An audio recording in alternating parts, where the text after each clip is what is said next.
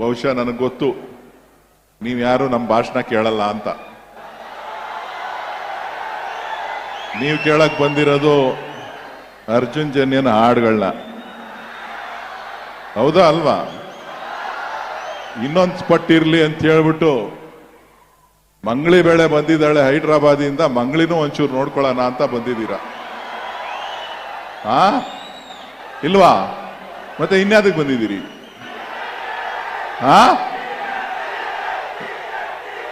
ನನ್ನನ್ನು ನೋಡಕ್ಕಲ್ಲಪ್ಪ, ನನ್ನನ್ನು ರೆಸ್ಟ್ ಕೊಟ್ಟಿದ್ದೀರಾ, ತಲೆ ಹಾಕಿ ಇಡ್ಸ್ಕೊತೀರಾ?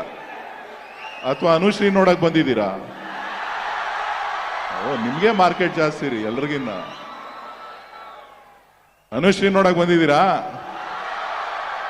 ಪರವಾಗಿಲ್ಲ, ಅವರು ಚೆನ್ನಾಗಿ ನೋಡ್ತಾ ಇದ್ದಾರೆ ನೋಡಿ. ನಮ್ಮ ರಾಮನಗರ ಜನಕ್ಕೆ ಮೋಸ ಮಾಡಬೇಡಿ ನೀವು.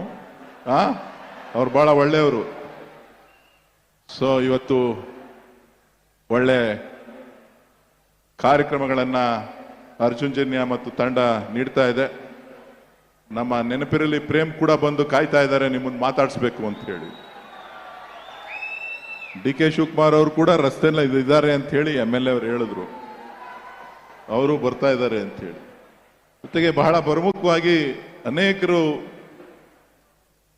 ಈ ಒಂದು ಕಾರ್ಯಕ್ರಮ ಯಶಸ್ವಿ ಆಗಲಿಕ್ಕೆ ಪ್ರೋತ್ಸಾಹವನ್ನು ನೀಡಿದ್ದಾರೆ. ಅವರೆಲ್ಲರಿಗೂ ಕೂಡ ನಾನು ಅಭಿನಂದನೆಗಳನ್ನ, ಸ್ಪಾನ್ಸರ್ಸ್ ಮಾಡಿದ್ದಾರೆ, ಅವರೆಲ್ಲರಿಗೂ ಕೂಡ ನಾನು ಅಭಿನಂದನೆಗಳನ್ನ ತಮ್ಮೆಲ್ಲರ ಪರವಾಗಿ ವಂದಿಸ್ತಾ, ನನ್ನನ್ನ ಬರಮಾಡಿಕೊಟ್ಟಂತ ಶಾಸಕರಿಗೆ ಮತ್ತು ಆಯೋಜಕರಿಗೆ ತಮ್ಮೆಲ್ಲರಿಗೂ ಕೂಡ ವಂದಿಸಿ ಮತ್ತೊಮ್ಮೆ ತಮ್ಮೆಲ್ಲರಿಗೂ ಕೂಡ ಶುಭವನ್ನ ಕೋರಿ ನನ್ನ ಮಾತನ್ನ ಮುಗಿಸ್ತೇನೆ.